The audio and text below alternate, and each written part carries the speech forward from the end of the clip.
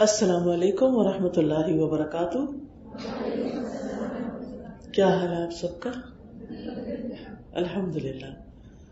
نحمده ونصلی علی رسولہ الکریم. اما بعد فاعوذ باللہ من الشیطان الرجیم. بسم اللہ الرحمن الرحیم. رب اشرح لی صدری ویسر لی امری واحلل عقدۃ من لسانی یفقہوا قولی. الحمد للہ رب العظیم الرؤوف الرحیم ذی الفضل العظیم والاحسان العمیم. لا الہ الا اللہ وحدہ لا شریک لہ لہ الملک الکریم. سب تعریف اللہ کے لیے ہے جو رب ہے، خالق ہے، مالک ہے، مدبر ہے، عظمت والا ہے، نہایت شفقت والا ہے، نہایت رحم فرمانے والا ہے، بہت بڑے فضل والا ہے، ہر ایک پر احسان کرنے والا ہے. اللہ کے سوا کوئی معبود برحق نہیں، وہ اکیلا ہے، اس کا کوئی شریک نہیں، اسی کے لیے عزت والی بادشاہت ہے. معزز خواتین اور عزیز طالبات، آج میں انشاءاللہ کچھ موضوعات پر آپ سے بات کروں گی. سب سے پہلی بات یہ کہ ہم اپنے چاروں طرف دیکھیں، چھت کی طرف، زمین کی طرف، دائیں طرف، بائیں طرف، اور کوئی ایسی چیز آئیڈینٹیفائی کریں جو خود ہی بن گئی، جس کے پیچھے کوئی بنانے والا نہ ہو. ہم کوئی ایسی چیز نہیں دیکھتے کہ جس کا وجود خود سے خود پیدا ہو گیا ہو، یعنی ہر چیز کسی کے بنانے سے ہی بنی ہے اور ایسے ہی بنتی ہے.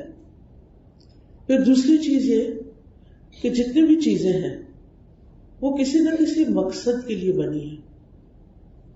اس میز کا بھی ایک مقصد ہے، اس مائک کا بھی ایک مقصد ہے، لیپ ٹاپ کا مقصد ہے، اس بوٹل کا مقصد ہے، اس بک کا مقصد ہے، میرے سامنے جو دروازہ ہے اس کا ایک مقصد ہے،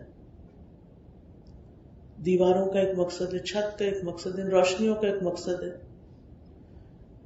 یہاں پر پائی جانے والی صرف اس چار دیواری کے اندر کوئی چیز ایسی نہیں کہ جو بے مقصد بنی ہو، کیونکہ ایسے ہی بیکار میں کسی کھیل کے طور پر یہ چیزیں نہیں بنائی گئی بلکہ کسی مقصد سے بنائی گئی ہیں. تو یہ کیسے ہو سکتا ہے کہ اس ہال کے اندر پائی جانے والی ہر چیز کا تو ایک مقصد ہو لیکن میری اور آپ کی زندگی کا کوئی مقصد نہ ہو، اور ہم ایسے ہی پیدا کر دیے گئے ہوں، ایسے ہی بھیج دیے گئے ہوں بغیر یہ بتائے کہ کیوں بھیجا جا رہا ہے. اور پھر اپنا ٹائم پیریڈ پورا کرنے کے بعد یہ کیسے ہو سکتا ہے کہ ہم انسان جن کے لیے یہ ساری چیزیں بنی ہیں انہی کی زندگی کا کوئی مقصد نہ ہو؟ یہ تو نہیں ہو سکتا. یعنی مجھے یہ پتا ہونا چاہیے کہ میں دنیا میں کیوں آیا ہوں. جیسے مجھے یہ پتا ہے کہ میں روزانہ کالج کیوں آتی ہوں، میں اپنی کلاسز کیوں اٹینڈ کرتی ہوں، میں ایگزامز کیوں دیتی ہوں، مجھے ڈگری کیوں چاہیے. ہمیں ان سب چیزوں کے مقصد پتا ہے کہ ان کا ایک نتیجہ ہے، ان کا ایک آؤٹ کم ہے.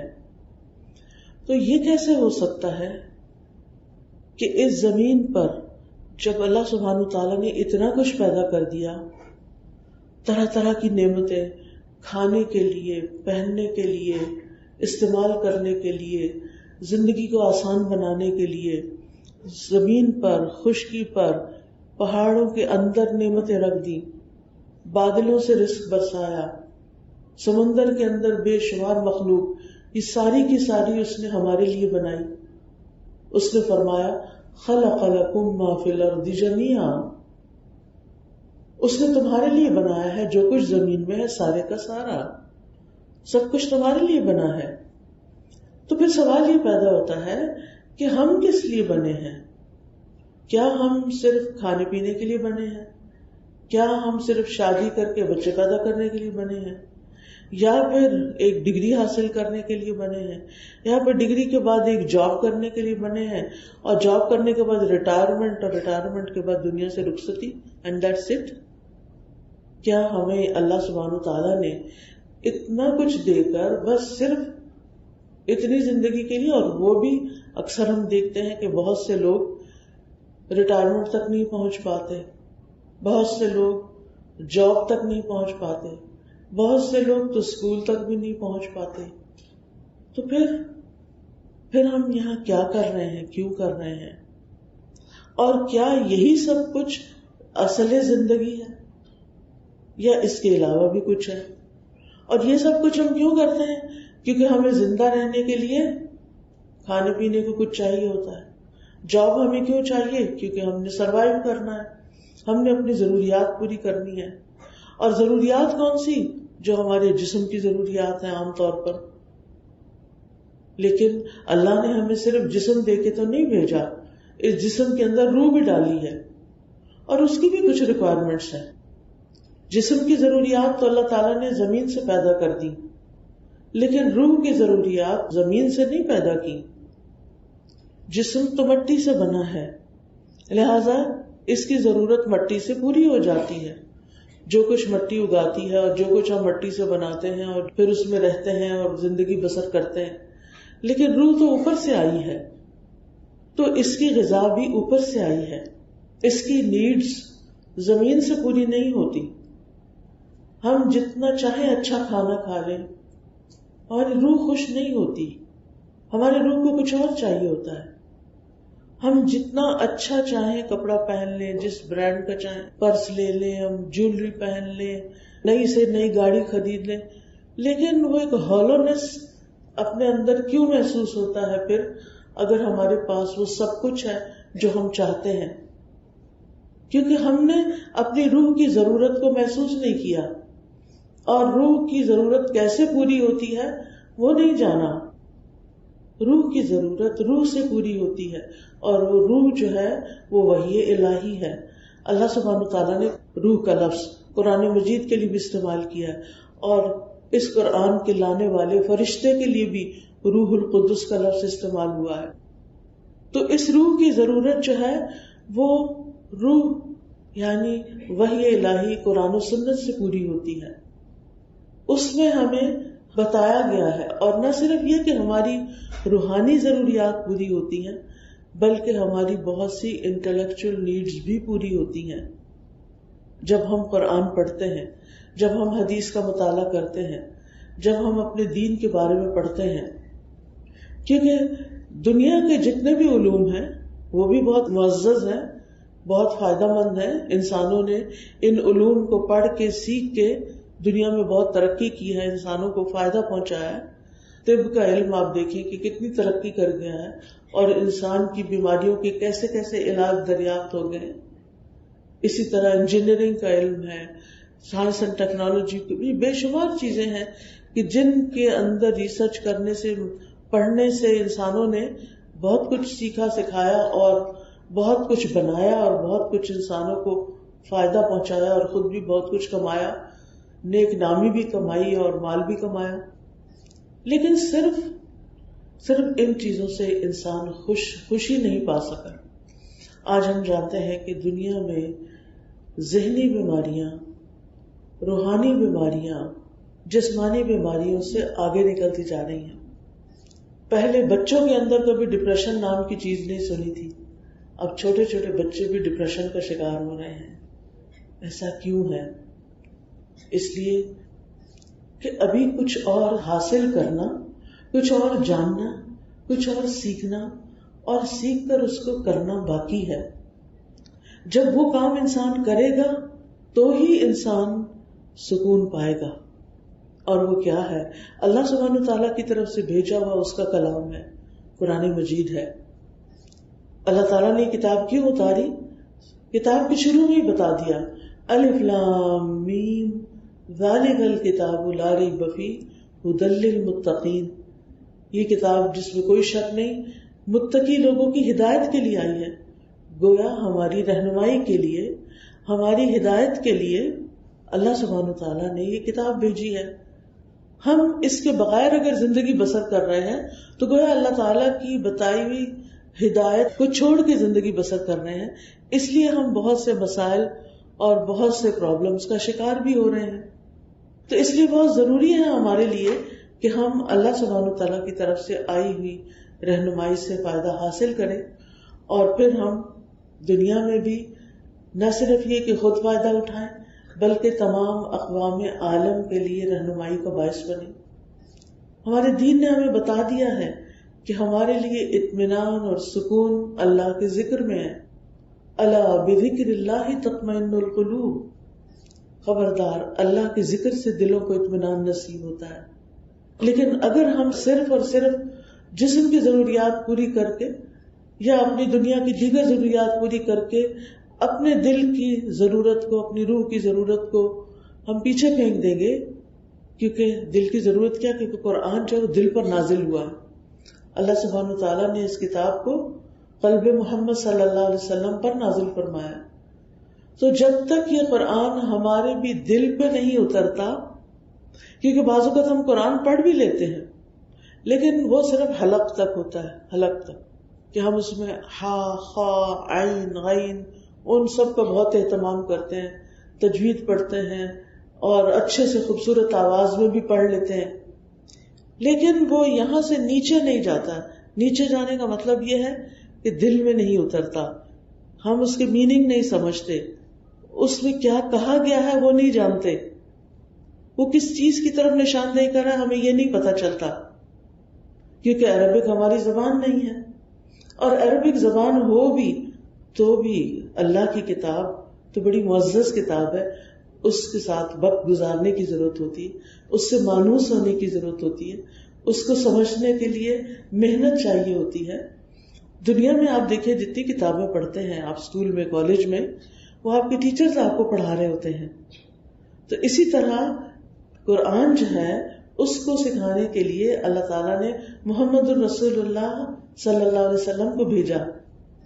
اور جب آپ کے اخلاق کے بارے میں پوچھا گیا حضرت عائشہ رضی اللہ تعالیٰ عنہ سے، تو انہوں نے کہا کان خلقہ القرآن، کہ آپ کا اخلاق تو قرآن ہے، یعنی آپ چلتا پھرتا قرآن ہے، جو کچھ قرآن نے کرنے کو کہا ہے وہ آپ کی عادات میں شامل ہے.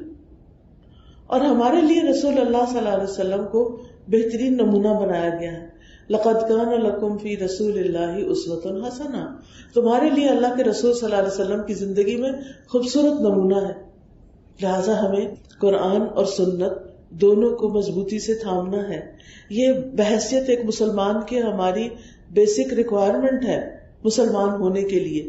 نبی صلی اللہ علیہ وسلم نے اپنے آخری خطبے میں فرمایا تھا ترکت فیکم امرین لن تضلوا ما تمسکتم بہما کتاب اللہ و سنت رسولہ. میں تم میں دو چیزیں چھوڑ کر جا رہا ہوں، کیونکہ آپ کو اندازہ ہو گیا تھا کہ اب آپ کا دنیا سے جانے کا وقت قریب آ گیا ہے. تو آپ نے اپنے ساتھیوں کو یہ بتا دیا کہ میں تم میں دو چیزیں چھوڑ کر جا رہا ہوں، جب تک تم انہیں مضبوط پکڑے رکھو گے کبھی گمراہ نہیں ہوگے، بھٹکو گے نہیں. ایک اللہ کی کتاب ہے اور دوسرے اس کے رسول صلی اللہ علیہ وسلم کی سنت ہے. لہذا ہم سب کے لیے بہت ضروری ہے کہ اپنی زندگی میں جہاں بہت ساری کتابیں پڑھیں، کیونکہ ریڈرز آر دا لیڈرز، کتابیں پڑھنی چاہیے، کیونکہ علم کے بغیر تو انسان آگے بڑھ ہی نہیں سکتا.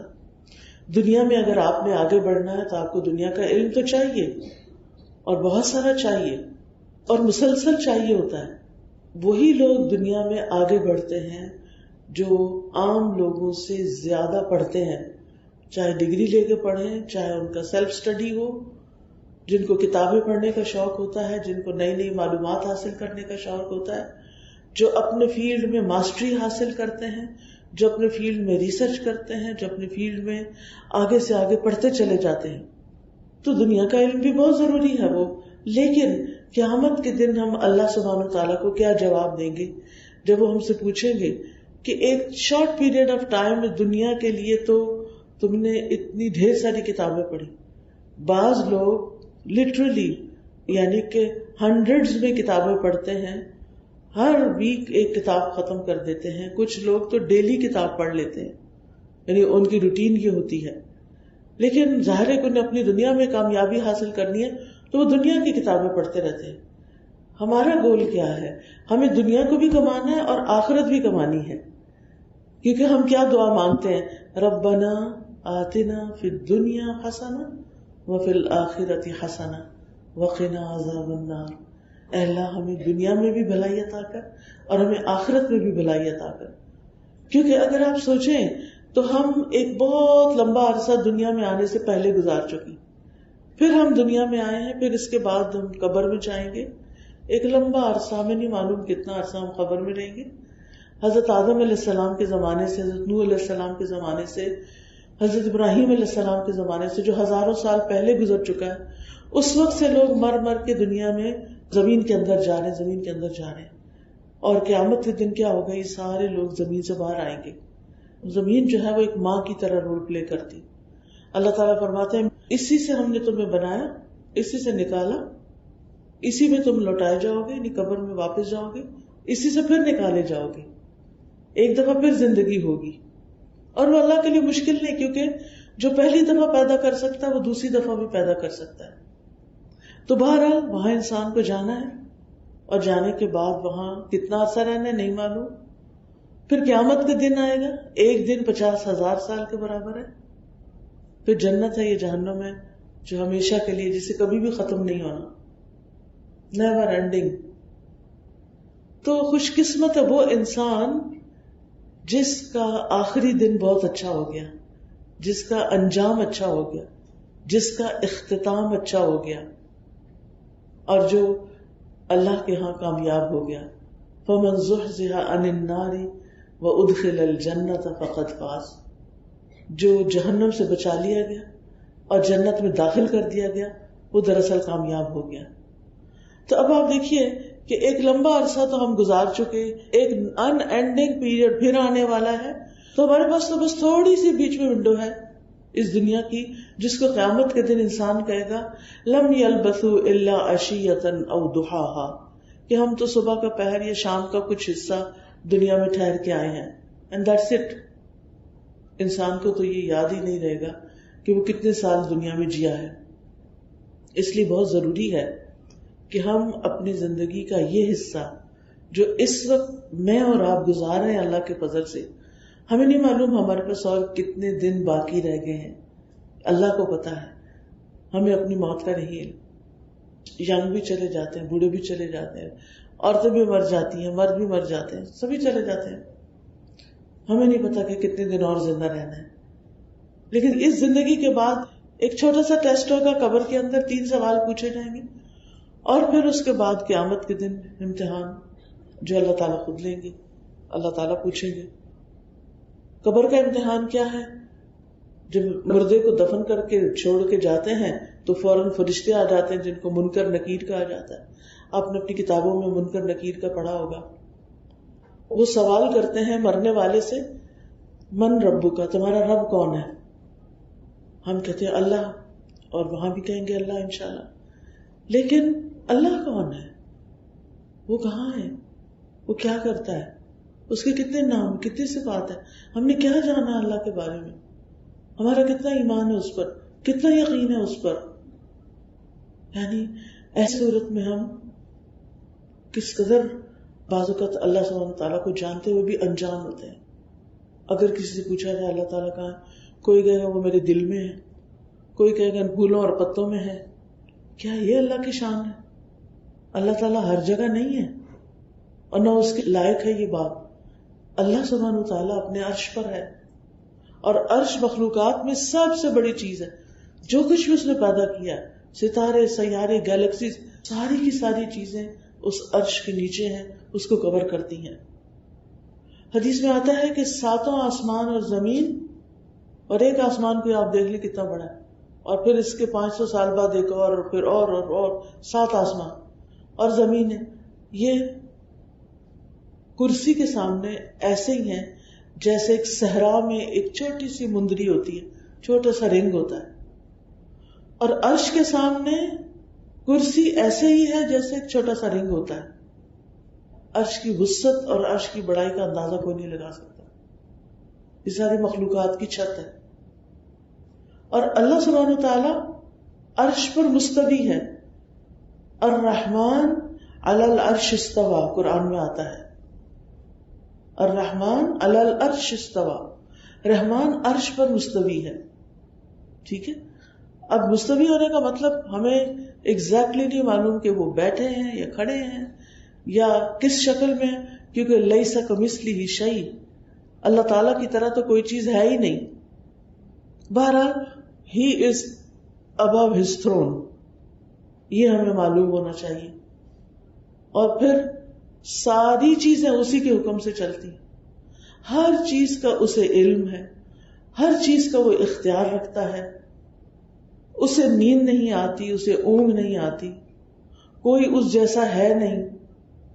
ہمیں اسی پر بھروسہ کرنا چاہیے، اس سے سب سے بڑھ کے محبت کرنی چاہیے، اس کی اطاعت کرنی چاہیے، اس کے آگے جھکنا چاہیے، اس کے آگے سجدے میں جانا چاہیے، اس کی کتاب کو اہمیت دینی چاہیے باقی تمام کتابوں سے.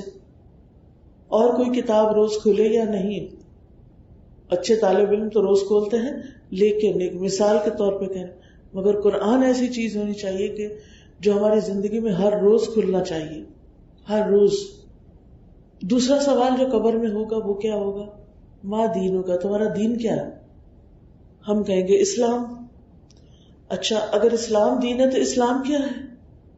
ابھی بھی اگر میں آپ لوگوں سے پوچھوں کہ اسلام کیا ہے تو کوئی کچھ بتائے گا، کوئی ایک ڈیفینیشن سامنے نہیں آئے گی، کیونکہ یہ ایکسرسائز میں بہت دفعہ کر چکی ہوں. لوگوں کو خود اسلام کا مطلب بھی نہیں پتا کہ اسلام کیا ہے. اسلام کا لفظ ہے وہ سلامتی سے نکلا ہے، پیس. یہ سلامتی دینے والا، امن دینے والا ریلیجن ہے. لیکن افسوس کہ اس کے ساتھ کیسی کیسی چیزیں لگا دی گئی ہیں، کیسے کیسے اس کو بدنام کر دیا گیا ہے. اور اس کی وجہ ہم کسی کو کیا بلیم کریں، ہمیں خود اپنے عمل دیکھنے چاہیے کہ ہم کیا کرتے ہیں.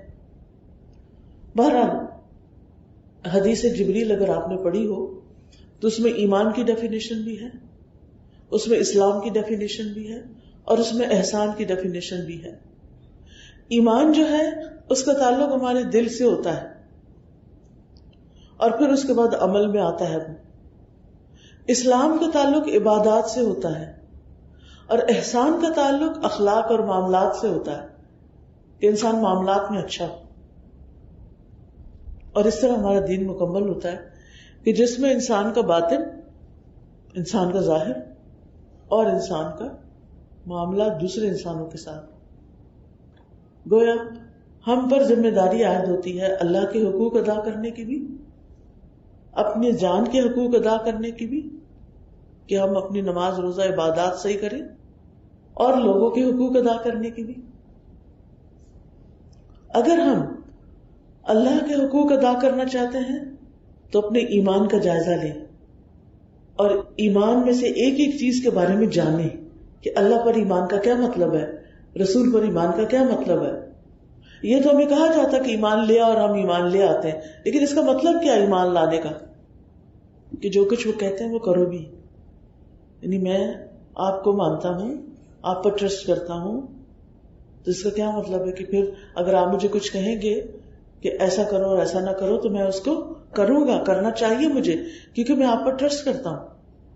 تو اللہ پر ایمان لانے کا مطلب یہی ہے کہ ہم اللہ سبحانہ وتعالیٰ پر ٹرسٹ کریں کہ جو کچھ اس نے ہمیں بتایا وہ بالکل صحیح بتایا ہے، اور ہم اس کو مان جائیں اور اپنی زندگی اس کے مطابق کر لیں. پھر اس کے بعد عبادات کا تعلق، تو اس میں بھی ہم دیکھتے ہیں کہ ہمیں عبادات کو پراپرلی سیکھنا چاہیے. نماز کے بارے میں باقاعدہ ہمیں ہر سٹیپ کا اچھی طرح علم ہونا چاہیے. ایک حدیث میں آتا ہے کہ ایک بندہ 60 سال تک نماز پڑھتا ہے اور اس کی ایک نماز بھی قبول نہیں ہوتی، کیونکہ وہ نماز ٹھیک سے نہیں پڑھتا. نبی صلی اللہ علیہ وسلم نے فرمایا کہ بدترین چوری نماز کی چوری ہے. لوگ حیران ہوئے کہ نماز میں بھی چوری؟ آپ نے فرمایا کہ ہاں، وہ جلدی جلدی سجدے اور رکوع کرتا ہے، یہ چوری ہے نماز میں سے. اور اسے منافق کی نماز کہا گیا کہ جس میں وہ اللہ کو کچھ یاد نہیں کرتا، بس نماز میں جلدی جلدی کر کے ٹھونگے مار کے اٹھ جاتا ہے. تو ہمیں اپنے رب کا بھی پتہ ہونا چاہیے، اپنے رسولوں کا پتہ ہونا چاہیے، کتابوں کا پتہ ہونا چاہیے. اور پھر نہ صرف یہ کہ کتابوں کا پتہ ہونا چاہیے، بلکہ کتاب کو پڑھانے والوں کا بھی پتہ ہونا چاہیے. ایسی جگہوں کا، ایسی کلاسز کا، ایسے ریسورسز کا پتہ ہونا چاہیے کہ جہاں سے آپ سیکھ سکتے ہو. پھر آپ دیکھیے کہ لوگوں کے ساتھ جو احسان کا معاملہ ہے وہ کرتے ہوئے، یعنی عبادات میں سب سے اہم ترین چیز نماز ہے. اگر اور کچھ بھی نہیں کرتے تو کم از کم نماز جو ہے وہ پکی کر لیں، نماز کا طریقہ صحیح سے جان لیں اور نماز کبھی نہ چھوڑیں. کیوں؟ سب سے پہلا سوال کون سا کیا جائے گا؟ نماز کے بارے میں کیا جائے گا. پھر اسی طرح روزے کے بارے میں آپ دیکھیے کہ بہت سی بچیاں جب رمضان میں روزے چھوڑتی ہیں تو پھر کیا ہوتا ہے؟ دوبارہ رکھتی نہیں. حالانکہ کیا کرنا چاہیے؟ آپ میں سے کتنی بچیاں رمضان میں پیریڈز کی وجہ سے روزہ چھوڑنے کے بعد رمضان کے بعد قضا رکھتی ہیں؟ چند ہاتھ کھڑے ہیں، صرف چند ہاتھ. اس کا مطلب ہے کہ باقی بچیوں کو شاید پتہ بھی نہیں، اور اگر پتہ ہے تو وہ سوچتی ہوں گے اچھا بعد میں رکھ لیں گے، اور پھر اگلا رمضان آ جاتا ہے، پھر اگلا رمضان آ جاتا ہے. تو ہمیں سے ہر ایک کو یہ اپنے فرائض کے بارے میں پتہ ہونا چاہیے. تو عبادات میں ہماری نماز جو ہے وہ پکی، روزے پورے، حج اگر پیسے ہوئے وسعت ہوئی تو کر لیں گے، نہیں تو کوئی پکڑ نہیں. زکوٰۃ اگر جیولری یا شادی کے بعد بہت سی جیولری مائیں دے دیتی ہیں تو پھر وہ ان پہ زکوٰۃ لگتی ہے. ادروائز فرائض آپ کے ہو گئے پورے. اور لوگوں سے معاملہ کرتے ہوئے اپنا اخلاق اچھا کر لیں، چاہے کوئی بھی ہو، اپنا ہو غیر ہو، آپ کسی کو جانتے ہو نہیں جانتے ہو، آپ ٹریول کر رہے ہیں. ہمارا دین یہ بھی ہمیں سکھاتا ہے کہ وَاعْبُدُوا اللَّهَ وَلَا تُشْرِكُوا بِهِ شَيْئًا وَبِالْوَالِدَيْنِ إِحْسَانًا وَبِذِي الْقُرْبَىٰ وَالْيَتَامَىٰ وَالْمَسَاكِينِ وَالْجَارِ الْجُنُبِ وَالْجَارِ بِالْجَنبِ. اللہ کی عبادت کرو، اس کے ساتھ کسی کو شریک نہ کرو، والدین کے ساتھ احسان کرو، اور رشتہ داروں کے ساتھ، اور مسکینوں کے ساتھ، اور یتیموں کے ساتھ، اور پھر پڑوسیوں کے ساتھ، ہمسایوں کے ساتھ احسان کرو. وہ صاحب بالجنب، اور وہ شخص جو تمہارے ساتھ بیٹھا ہو، تمہارا کلیگ، تمہاری کلاس فیلو، کوئی بھی، اس کے ساتھ بھی احسان کرو. ہمارا دین تو ہمیں یہاں تک سکھاتا ہے. اور چاہے وہ اجنبی کیوں نہ ہو، اجنبی ہمسائے سے بھی احسان کرو. یعنی انسان اچھا اخلاق صرف اس کے ساتھ نہ کرے جس کو وہ جانتا ہے، بلکہ اس کے ساتھ بھی کرے جس کو وہ جانتا ہی نہیں. تو اس سے کیا ہوگا کہ دور کے لوگ بھی آپ کے قریب آ جائیں گے. اور اگر آپ کا اخلاق اچھا نہیں ہوگا تو آپ کے ویری نیئر ڈیئر قریب کے لوگ بھی آپ سے دور چلے جائیں گے. یہ اخلاق میں اتنی پاور ہے. اور قیامت کے دن کیا ہوگا؟ جب میزان میں نیکیاں تولی جائیں گی تو سب سے بھاری نیکی میزان میں اخلاق ہوگی، اچھا اخلاق. اور اچھا اخلاق کیا ہے؟ سلام میں پہل کرنا، اسمائل کر کے سلام کرنا، دوسرے کی غلطی کو معاف کر دینا، دوسروں کے اوپر احسان کرنا، ان کی ضروریات پوری کرنا. ہم اچھا اخلاق صرف اچھی باتوں کو کہتے ہیں. اخلاق صرف باتوں کا نام نہیں ہے. اخلاق خلق سے، خلق عادت کو کہتے ہیں، اچھی عادتوں کا نام ہے. جب ہماری عادتیں اچھی ہوں گی تو دوسرے ہم سے خود بخود کمفرٹیبل ہوں گے. مثلا آپ چلتے ہوئے اپنی جوتیاں نہیں پٹکھاتے اس لیے کہ دوسروں کو اریٹیشن ہوگی، جس کا مطلب ہے کہ آپ کیئر کر کے چلتے تو آپ ایک اچھے اخلاق کے مالک. حالانکہ اب آپ بات کوئی بھی نہیں کر رہے، صرف چلنے میں احتیاط برت رہے ہیں.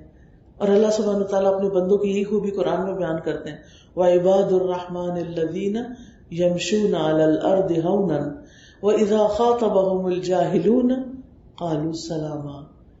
کہ رحمان کے بندے تو وہ ہوتے ہیں جو کیا کرتے ہیں؟ زمین پر آہستگی سے چلتے ہیں، تکبر کی چال نہیں چلتے. اور جب جاہل ان سے مخاطب ہوتے ہیں تو وہ ان کو سلام کر دیتے ہیں.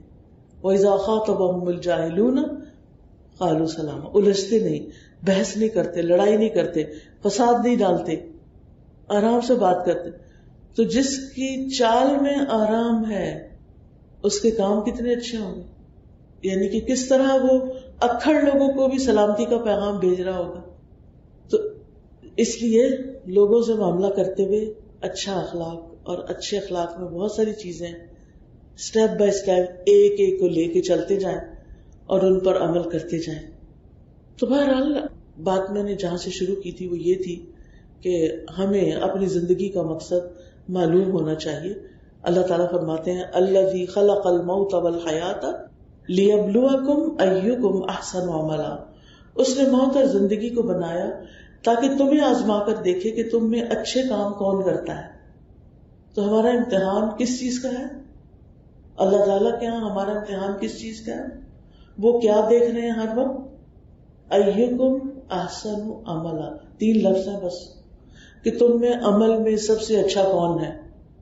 ہر شخص کی طرف دیکھتے ہوئے اللہ تعالیٰ اس کی شکل نہیں دیکھتے، اس کا عمل دیکھتے ہیں، کرتا کیا ہے. حدیث میں آتا ہے کہ ان اللہ لا ينظر الى صورکم ولا الى اموالکم ولکن ينظر الى قلوبکم واعمالکم. اللہ تمہارے شکل صورت نہیں دیکھتا، وہ تو خود ہی بنائی اس نے، وہ کیا دیکھے؟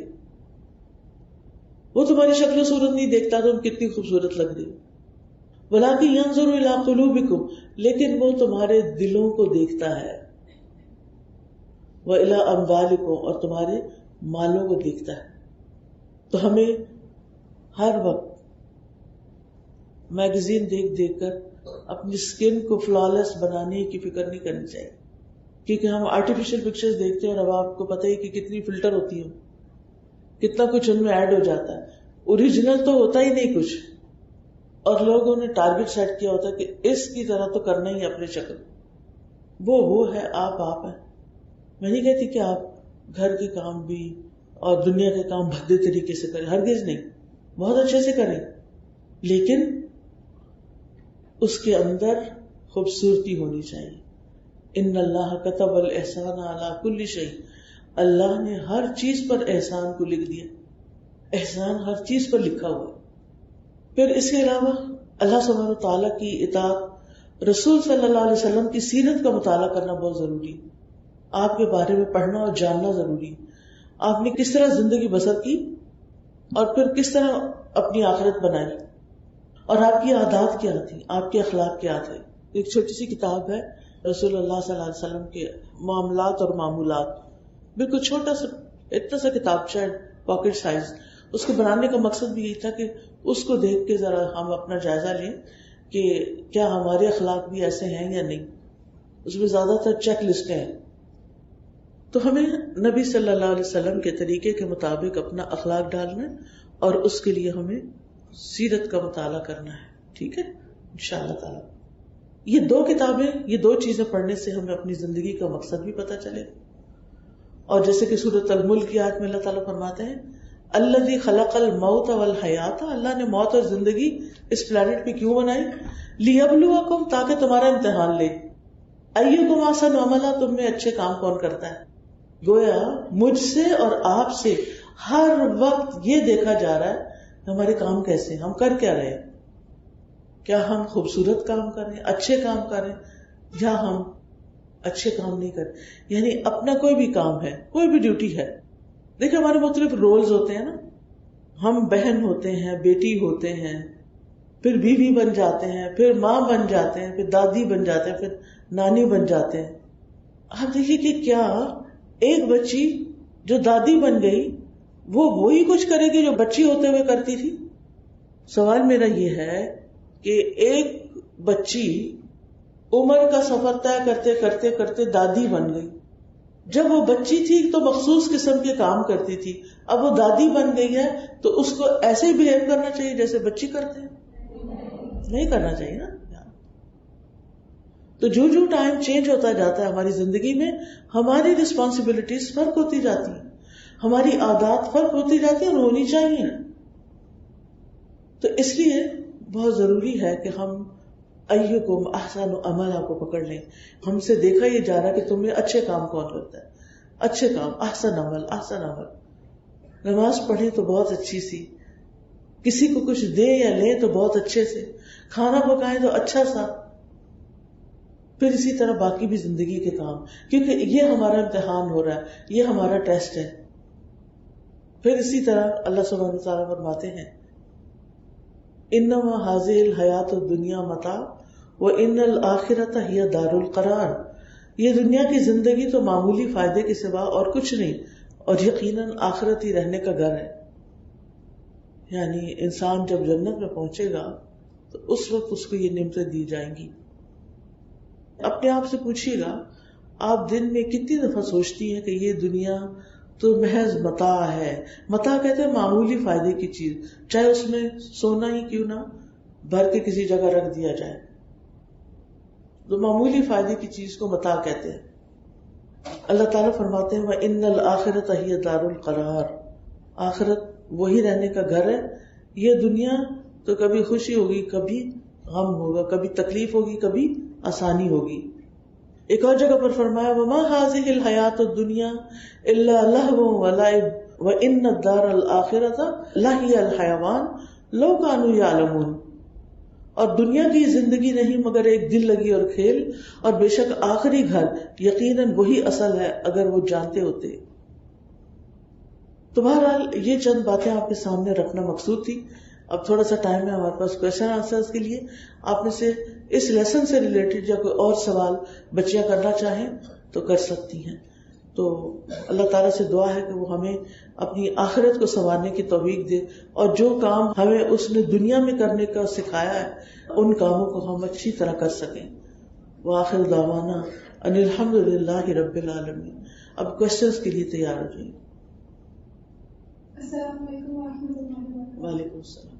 میرا سوال نماز کے متعلق ہے کہ عورت اور مرد کی نماز میں کیا فرق ہے، اور صحیح طریقہ اور سنت طریقہ کیا ہے نماز پڑھنے کا؟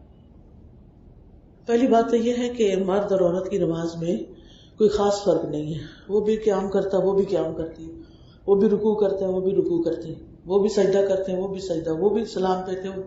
جو پڑھتے ہیں مرد وہی پڑھتی ہے عورت، کوئی فرق نہیں. صرف کچھ علماء کہتے ہیں کہ عورت کا سجدہ اور رکوع جو ہے وہ تھوڑا کم ہونا چاہیے. باقی علماء کہتے ہیں نہیں، جیسے نبی صلی اللہ علیہ وسلم نے فرمایا تھا صلو کما رأیتمونی اصلی، نماز ایسے پڑھو جیسے مجھے نماز پڑھتے دیکھتے ہو. تو آپ صلی اللہ علیہ وسلم نے اس وقت عورتوں کے لیے کچھ الگ سے نہیں بتایا تھا، سب کو ایک ہی طرح بتایا تھا. ٹھیک. اور نماز نبوی ایک کتاب ہے، اسٹال سے مل جانی چاہیے. دعویٰ بک سٹور بھی ہے یہاں، تو آپ روزانہ ایک ایک پیج اس کا پڑھ کے اور ضروری باتیں سیکھ کے کرتے چلے جائیں. جی السلام علیکم. میرا سوال یہ تھا کہ میں مطلب جیسے لوگ پینٹنگز وغیرہ کرتے ہیں جی، تو میرے بابا یہ پسند نہیں کرتے کہ میں چہرے پینٹ کروں. جی تو اسلام میں الاؤ یا نہیں؟ ہاں، اسلام میں جاندار کی تصویر الاؤڈ نہیں ہے، لیکن اگر آپ جیسے کوئی ایگزیکٹلی فیس پورٹریٹ نہیں بناتے، جیسے بچوں کی تعلیمی کتابوں میں آپ دیکھیں نا ایسے اسکیچز سے بنے ہوتے ہیں، تو اس حد تک الاؤ کرتے ہیں. لیکن اللہ تعالیٰ کی بنائی ہوئی جان والی چیز کی نقل نہیں اتارنی چاہیے، منع کیا گیا. تو اگر ہم دیکھیں تو جان وہ پلانٹس میں بھی ہوتی ہے یا نہیں، وہ فرق ہوتی ہے نا، ان میں عقل کوئی نہیں ہوتی اس طرح. السلام علیکم. بس میں یہ پوچھنا تھا کہ اگر والدین کسی کام کا کہیں لیکن وقت کی کمی کی وجہ سے یہ ٹیسٹ زیادہ بنے تو اگر وہ نہ ہو پائے تو وہ گناہ ہے؟ ہاں، اس کے لیے پتا ہے، اگر آپ کو پتا چل جائے نا کہ آپ کی امی کو تو پتہ ہی نہیں کہ ایگزام کی کتنی مشکل ہے مجھے یا کیا ٹائم ہے، تو دونوں طرف سے آپ دیکھیے گا. پہلی بات یہ کہ امی کے پاس بیٹھ کے ایگزام سے ایک دن پہلے ماما آپ کو اگر کوئی بھی مجھ سے کام ہے تو مجھے بتا دیں، میں جلدی سے آپ کے کر لوں. اب میں پڑھنے لگی ہوں، پھر بیچ میں میرے لیے اٹھنا مشکل ہوگا، تو ماما کو سمجھ آ جائے گی کہ آپ کو اٹھانا نہیں ہے. ٹھیک ہے، وہ آپ کی بجائے کسی اور کو کام کہہ دے گی یا خود کر لے گی. تو ہمیشہ دوسرے کو جو آپ اس سے ایکسپیکٹ کرتے ہیں اس کو بتائیں کہ مجھے آپ سے یہ ایکسپیکٹیشن ہے. ٹھیک ہے. ایک اور چیز، اب اپنے پارٹ پہ آپ سوچیں. اپنے پارٹ پہ آپ یہ سوچیں گی کہ میں اپنا موبائل بھی تو چیک کر لیتی ہوں نا، میں اٹھ کے چائے بھی پینے لگ جاتی ہوں، اپنے کام کے لیے بھی تو اٹھتی ہوں نا. اگر ماما نے بلا لیا تھوڑی دیر تو کوئی بات نہیں، میں بات سن لوں. السلام علیکم. وعلیکم السلام. یہ سوال پوچھنا تھا کہ ہم یوتھ کو کس طرح سمجھائیں کہ وہ اس طرح حرام چیزوں میں میوزک، میک اپ کی میگزین وغیرہ، تو ہم کو اس طرح سمجھائیں. ایسے ہے کہ سب سے بات یہ کرنی چاہیے کہ ہمیں اللہ نے پیدا کیا. کوئی اس میں ڈاؤٹ ہے ہمیں؟ زمین کس نے پیدا کی ہے؟ اللہ نے. ہم نے مرنے کے بعد کہاں جانا ہے؟ اللہ کے پاس. انا للہ و انا الیہ راجعون. اللہ تعالیٰ فرماتے ہیں یا ایھا الذین آمنوا ادخلوا فی السلم کافہ، اے لوگوں جو ایمان لائے ہو اسلام میں پورے کے پورے داخل ہو جاؤ. یہ نہیں پک اینڈ چوز نہیں کہ کوئی چیز اپنی مرضی کی، کوئی چیز کسی کی، کوئی کسی کی. کوئی فرینڈس کی، کوئی رشتے داروں کی، کوئی ماں باپ کی نہیں. ہر چیز میں ہمیں یہ دیکھنا ہوگا ہمارا رب ہم سے کیا چاہتا ہے. اور آپ اسی طرح ان کو سمجھائیں کہ اگر دنیا میں آنے میں ہماری مرضی نہیں تھی اور جانے میں ہماری مرضی نہیں تو اس پلانٹ کے اوپر بھی ہر بات میں اپنی مرضی نہیں چلانی چاہیے، بلکہ کیا کرنا چاہیے؟ اللہ کی مرضی کے مطابق چلنا چاہیے. تو یوتھ کے سرکلز کریں، حلقے کریں، بیٹھ کے بات کریں، قرآن کو مل کے اسٹڈی کریں، قرآن کورسز جوائن کریں، تو انشاءاللہ بہت سے فائدے ہوں گے. بس مجھے آپ سے یہ پوچھیں کہ شادی پر سے سنت ہے، النکاح من سنتی. تو اچھا، اب اس کا یہ مطلب نہیں کہ سنت چھوڑ دیتے ہیں، وہ کون سا فرض ہے، ٹھیک ہے نا. نکاح جو ہے، شادی جو ہے، وہ سنت ہے. اور نبی صلی اللہ علیہ وسلم نے فرمایا من رغب عن سنتی فلیس منی، جو میری سنت سے منہ موڑ جائے وہ مجھ سے نہیں. یعنی آپ کی امت میں سے اگر آپ رہنا چاہتے ہیں تو پھر آپ کو آپ کے طریقے پہ چلنا ہوگا.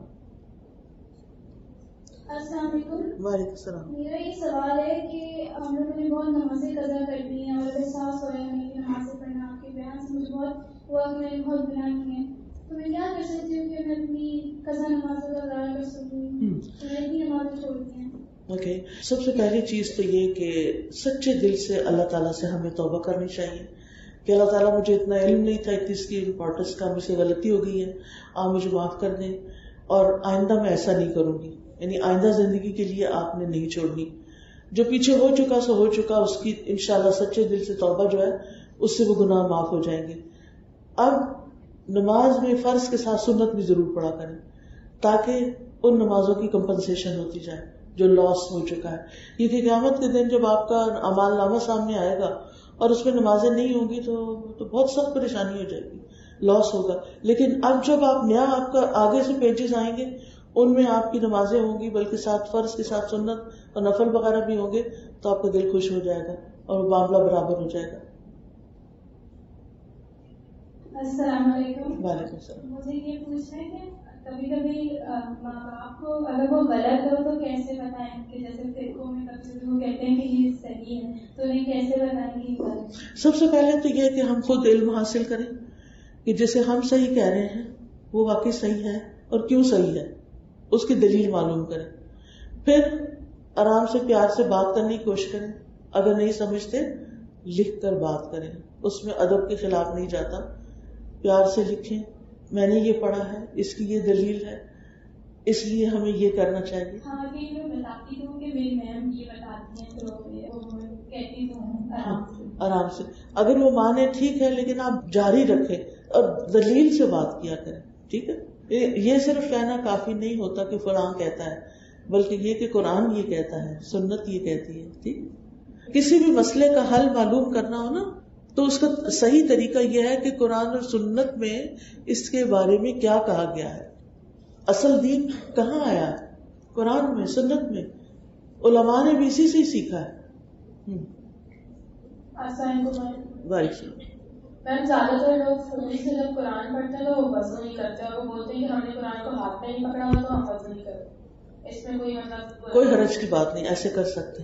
اور اگر پیریڈس میں قرآن کو پڑھیں دور سے اور ہاتھ نہ لگیں تو اس بعض علماء کہتے ہیں کہ اگر آپ صرف دیکھ کے ایسے آنکھوں سے پڑھ رہے ہیں تو کوئی حرج نہیں، یعنی ہاتھ نہیں لگائے اس وقت اسکرین کو، لیکن نیچے سے اس کو پکڑ کے تو دیکھتے جائیں. پلاسٹک سرجری جو لوگ اپنی شکل چینج کرانے کے لیے کرتے ہیں وہ جائز ہے؟ جائز نہیں ہے، اللہ یہ کہ کوئی بیماری ہو. مثلا بعض لوگوں کی ناک کی ہڈی بڑھ جاتی ہے، اس میں سانس نہیں آتا تو وہ تو ٹھیک ہے، لیکن اپنی شکل کو تبدیل کرانا منع ہے. اور فیس پینٹنگ جو لوگ اپنی فیس پینٹنگ کراتے ہیں، یعنی صرف فن کے طور پہ یا پرماننٹ؟ نہیں، فن کے طور پہ. بچوں کے کبھی تھوڑا بہت کر دیں، لیکن شکل کو، یعنی انسان کو اللہ نے احسن تکوین میں پیدا کیا ہے، تو اس طرح کی چیزیں جو انسان کو جن نظر آئے اور یا کچھ اور نظر آئے، کوئی جانور بن جائے تو وہ ٹھیک نہیں. اور ٹیٹوز تو بالکل منع ہے، ٹیٹوز تو درست نہیں ہے.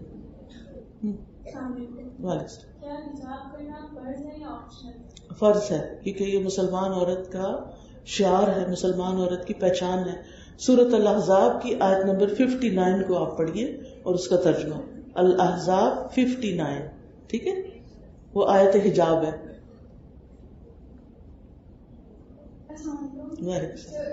بوائز فرینڈ ہوتے ہیں تو اس کے بارے میں بوائز جو ہوتے ہیں نا وہ ایک سرٹن ایج تک چھوٹے بچے تو لڑکیاں لڑکے کھیلتے رہتے ہیں کوئی بات نہیں, لیکن جب بوائز بالغ ہو جاتے ہیں اور لڑکیاں بھی پیریڈ شروع ہو جاتے ہیں بالغ ہو جاتے ہیں پھر ان کو آپس میں فرینڈ شپ نہیں رکھنی چاہیے کیونکہ اس میں آپ کے ایموشنز انوالو ہو جاتے ہیں.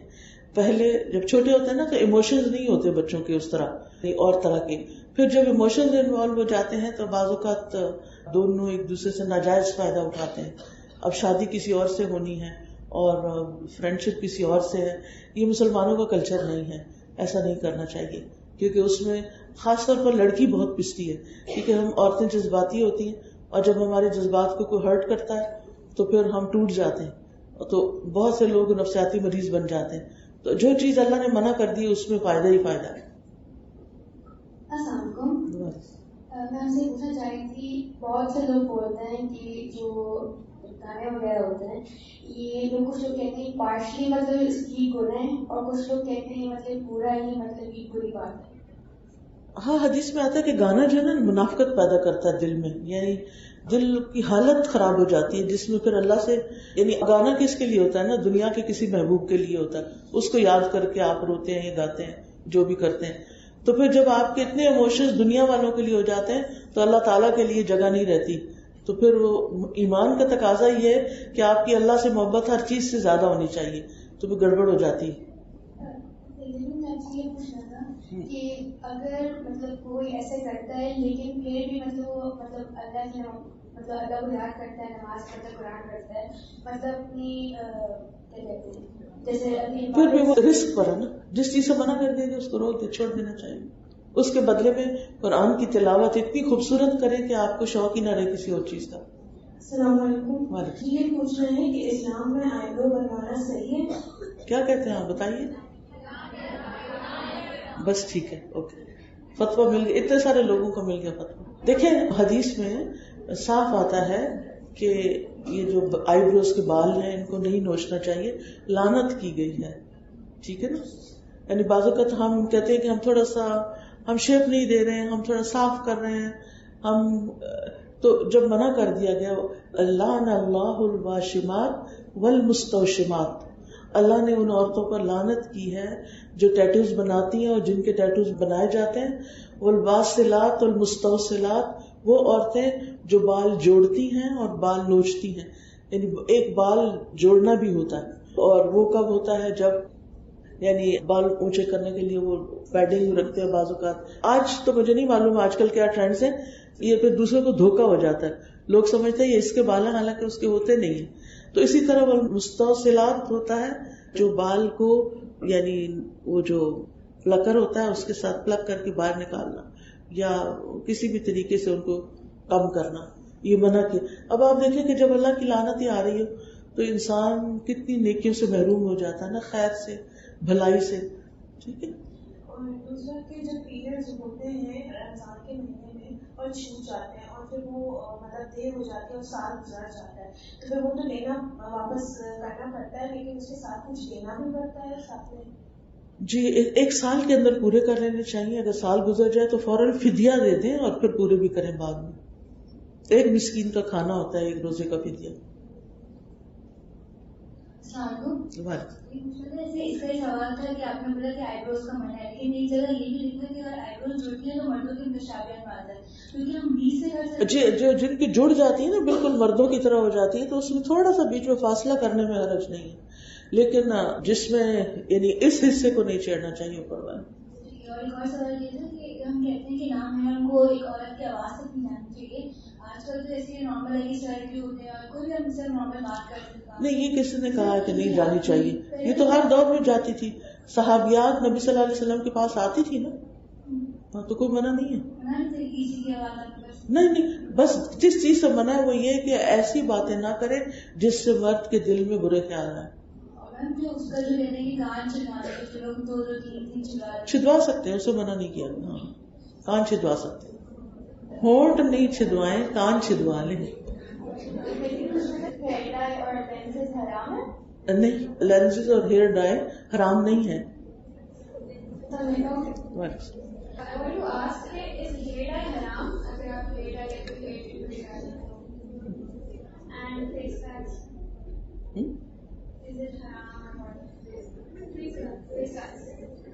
کیا ہوتا ہے مجھے نہیں معلوم.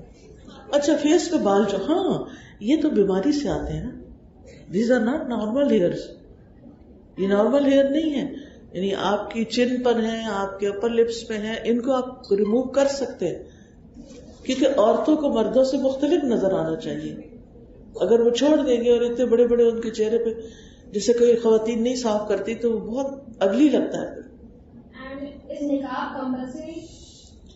جی بعض علماء کہتے ہیں کہ یہ فرض ہے, کیونکہ ازواج مطہرات کو قرآن میں حکم دیا گیا کہ وَإِذَا سَأَلْتُمُوهُنَّ مَتَاعًا فَاسْأَلُوهُنَّ مِنْ وَرَاءِ حِجَابٍ, کہ اگر جب تم ان سے کوئی بات پوچھو تو حجاب کے پیچھے سے پوچھو. تو ازواج مطہرات کے لیے تو فرض تھا, کمپلسری تھا. تو اس سے بعض علماء یہ کہتے ہیں کہ ازواج مطہرات ہمارے لیے رول ماڈل ہے, تو اس لیے اگر وہ اتنی پاک بیویاں تھیں اور ان کو کہا گیا کہ وہ کریں تو عام عورتوں کو تو کرنا ہی چاہیے. اور اگر کسی وجہ سے یعنی کوئی رخصت دیتے بھی, کچھ علماء رخصت دیتے بھی ہیں, لیکن اس میں پھر میک اپ کی اجازت نہیں ہوتی. ٹھیک ہے, یعنی اگر آپ مثلا کام کرتی ہیں کوئی ایسا اور آپ کے لیے حجاب یعنی چہرہ ڈھانک کے کرنا مشکل ہے, اور دوسرا جو اسکول آف تھاٹ ہے وہ کہتا ہے کہ چہرہ کھل سکتے ہیں مگر اس میں لپسٹک مردوں کے سامنے نہیں لگنی چاہیے یا کوئی اور میک اپ نہیں ہونا چاہیے. اور کوئی؟ ہاں جی آپ نے یاد کرا دیا. ہیئر ڈائی حرام نہیں ہے, جیٹ بلیک ہیئر ڈائی منع ہے. ٹھیک ہے, یعنی آپ بہت ڈارک کالے رنگ کا ہیئر ڈائی نہیں لگانا چاہیے, وہ منع ہے. السلام علیکم. جی پوچھ رہے تھے کہ جو لڑکیاں پینٹ شرٹ وغیرہ پہنتی ہیں اور جو وہ باڈی کورنگ ہوتی ہے وہ بھی منع ہے. آپ کا کیا خیال ہے؟ پھر مجھ سے کیوں پوچھتی؟ آپ کو پتا ہے کہ عورت کی جو لیگز ہیں اور اس کی جو اسپیشلی جو تھائز ہیں, تھائز کو شو آف کرنا تو حرام ہے. تو جب آپ پینٹ پہن لیتے ہیں تھائز کا پورا آپ کا یعنی کہ سائز نظر آتا ہے تو پھر وہ بہت ہی غلط ہو جاتا ہے. دیکھیں سب ملکوں کا نا ایک جیسا موسم نہیں ہوتا. اب مجھے تو اتنی وہ دیکھ کے حیرانی ہوتی ہے کہ کراچی جیسے ہیومڈ موسم میں جینز لڑکی جیسی نازک ذات کے لیے کتنی مشکل ڈریس ہے نا, لیکن شوق میں لوگ پہنتے ہیں. مگر کچھ ملکوں میں سردی بہت ہوتی ہے نا تو وہاں کھلی شلواریں نہیں چلتی, ان کو پہننے پڑتے ہیں ایسے ڈریس. تو ایسی صورت میں آپ کی شرٹ نیز سے لانگ ہونی چاہیے, کیونکہ بٹکس کا حصہ عورت بھی عورت کا نہیں دیکھ سکتی. سمجھ گئے, یہ سطر میں آتا ہے. اور ٹائٹ کپڑے اگر پہنے ہو اور نظر آ رہا ہو, چاہے وہ عورت کے سامنے نظر آ رہا ہو یا اپنے محرم مرد کے سامنے جیسے باپ ہے یا بھائی, یہ بھی گناہ ہے. ٹھیک ہے, اور بعض لوگ پہن کے اور پھر قمیض کا چاک اتنا لمبا کر لیتے ہیں کہ وہ جب چلتے ہیں تو ان کی پیٹھ ساری نظر آ رہی ہوتی ہے, تو اس طرح کی شرٹ بھی نہیں پہننی چاہیے. اب آپ کہہ رہے ہوں گے کہ یہ نہ کریں وہ نہ کریں, وجہ کیا ہے؟ اس لیے کہ اس میں ہمارا ہی فائدہ ہے نا. اللہ تعالیٰ نے ہمیں یہ کہا ہے. اب مثلاً حدیث میں آتا ہے نبی صلی اللہ علیہ وسلم نے فرمایا 2 طرح کے گروہ ہیں میری امت میں جن کو میں نے نہیں دیکھا. یعنی اس کا مطلب یہ کہ وہ نبی صلی اللہ علیہ وسلم کے زمانے میں نہیں تھے. وہ دونوں, ان میں سے ایک وہ مرد جن کے ہاتھ میں گائے کی دم کی طرح کوڑے ہوں گے, جیسے وہ اگر آپ گھوڑے پہ چڑھے ہوں تو چھانٹا سا نہیں ہوتا, کوڑا کا بھی دیکھا, کوڑے کا نہیں پتا ہوگا جی, چھانٹا جس کو بولتے ہیں نا, ہنٹر جس کو وہ مارتے ہیں اس کو جانور کو, تو وہ لوگوں کو ماریں گے یعنی ظلم کریں گے. اور دوسرا گروہ کون سا ہے جو نبی صلی اللہ علیہ وسلم نے نہیں دیکھا؟ وہ عورتیں جو لباس پہن کر بھی ننگی ہوں, یعنی کپڑے پہنے ہوئے ہیں مگر پھر بھی ایکسپوزڈ ہیں. وہ کیسے؟ یا تو بہت ٹائٹ ڈریس ہے کہ جن حصوں کو ڈھانپنا چاہیے وہ پوری طرح ایکسپوزڈ ہے, اور ٹائٹ پجامہ پہنا ہوا ہے یا پینٹ ایسی پہنی ہوئی ہے. دوسرا سی تھرو, اتنے باریک کپڑے پہنے ہوئے کہ سب جسم ننگا ہو رہا ہے. ٹھیک ہے, یا سلیو لیس کہ بازو بنائے ہی نہیں ہے تو وہ ننگی ہو رہی ہے. فرمایا, میں آپ کو عربی پڑھ کے سنا دیتی ہوں, صحیح بخاری میں بھی حدیث ہے اور مسلم میں بھی, یعنی ایسی حدیث نہیں کہ جو ضعیف ہو یا ان اوتھینٹک ہو. فرمایا لا يدخلن الجنت, وہ جنت میں داخل نہیں ہوں گی. کیا آپ برداشت کریں گے کہ جنت میں نہ جائیں؟ ولا یجدن ریحھا، اور وہ اس کی خوشبو بھی نہیں پائیں گی، ان کو جنت کی خوشبو بھی نہیں آئے گی. لا يدخلن الجنت ولا یجدن ریحھا اور جو خوشبو ہے جنت کی وہ دور دور تک جاری ہوگی، لیکن ان عورتوں کو خوشبو بھی نہیں آئے گی.